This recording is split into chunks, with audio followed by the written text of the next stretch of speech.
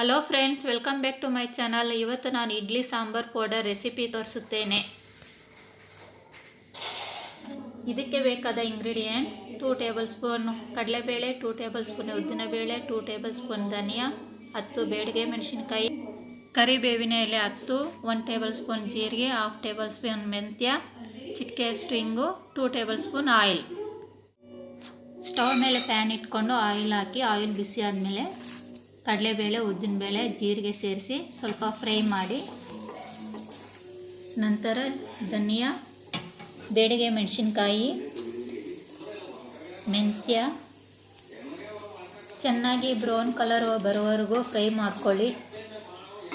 ಕರಿಬೇವು ಮತ್ತು ಇಂಗು ಸೇರಿಸಿ ಇವಾಗ ಸ್ಟವ್ ಆಫ್ ಮಾಡಿ ತಣ್ಣಗಾಗಲು ಸ್ವಲ್ಪ ಹೊತ್ತು ಬಿಡಿ. ಈ ತರಹದ ಸಣ್ಣ ಜಾರಿನಲ್ಲಿ ಹಾಕಿ ಗ್ರೈಂಡ್ ಮಾಡ್ಕೊಳ್ಳಿ.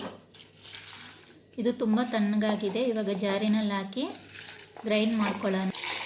ತಣ್ಣಗಾಗದೆ ಬಿಸಿಯಲ್ಲಿ ಹಾಕಲು ಹೋಗಬೇಡಿ, ಏಕೆಂದರೆ ಬಿಸಿಯಲ್ಲಿದ್ದರೆ ಅದು ಚೆನ್ನಾಗಿ ಪುಡಿ ಆಗುವುದಿಲ್ಲ ಮತ್ತು ಮಿಕ್ಸಿ ಜಾರ್ ಬೇಗನೆ ಹಾಳಾಗುತ್ತದೆ.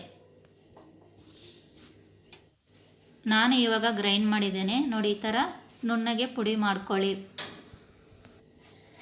ಈ ಸಾಂಬಾರ್ ಪೌಡರನ್ನು ನೀವು ಬೇಳೆ ಸಾರಿಗೂ ಸಹ ಯೂಸ್ ಮಾಡಬಹುದು ಮತ್ತು ಇಡ್ಲಿ ಸಾಂಬಾರ್ಗೂ ಯೂಸ್ ಮಾಡಬಹುದು. ಮುಂದಿನ ವಿಡಿಯೋದಲ್ಲಿ ಸಾಂಬಾರ್ ಹೇಗೆ ಮಾಡುವುದೆಂದು ತೋರಿಸುತ್ತೇನೆ. ಈ ವಿಡಿಯೋ ನಿಮಗೆ ಇಷ್ಟವಾದರೆ ಲೈಕ್ ಮಾಡಿ, ಶೇರ್ ಮಾಡಿ, ಸಬ್ಸ್ಕ್ರೈಬ್ ಮಾಡಿ. Thank you so much for watching.